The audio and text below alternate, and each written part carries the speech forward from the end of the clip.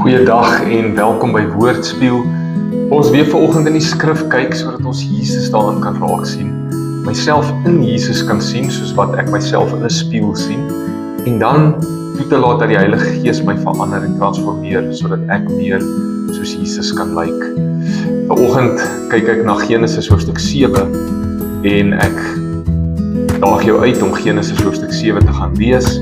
Die vers wat vir my uitspring is Genesis 7:23 en die titel is God se regverdige oordeel sal geskied. Lees vir jou. Hy het alles wat bestaan, wat op die aardbodem was, uitgewis.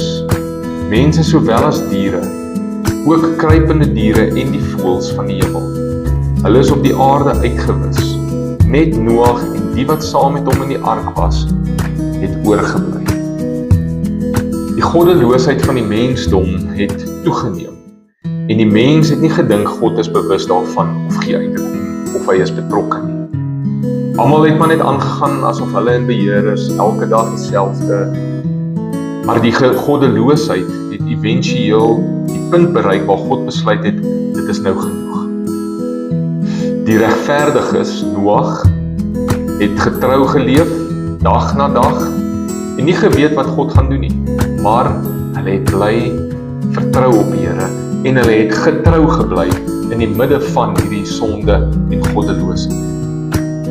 Dit mag dalk soms vir jou en vir my lyk asof alles maar net aangaan, dag vir dag.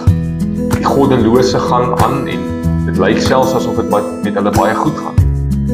Die regverdige veg voort en dit lyk nie asof die Here die getrouheid sien nie. En ons kan moeg word, ons kan moedeloos word, maar die Here is regverdig. Sy tyd is sy tyd.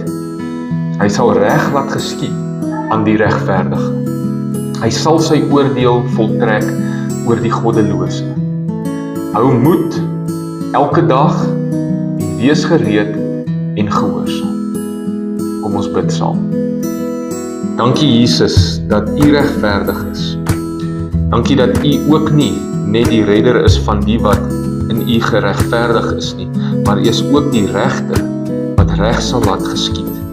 Aan elkeen wat onregverdigheid beleef en U sal oordeel bring oor elke werker van ongeregtigheid.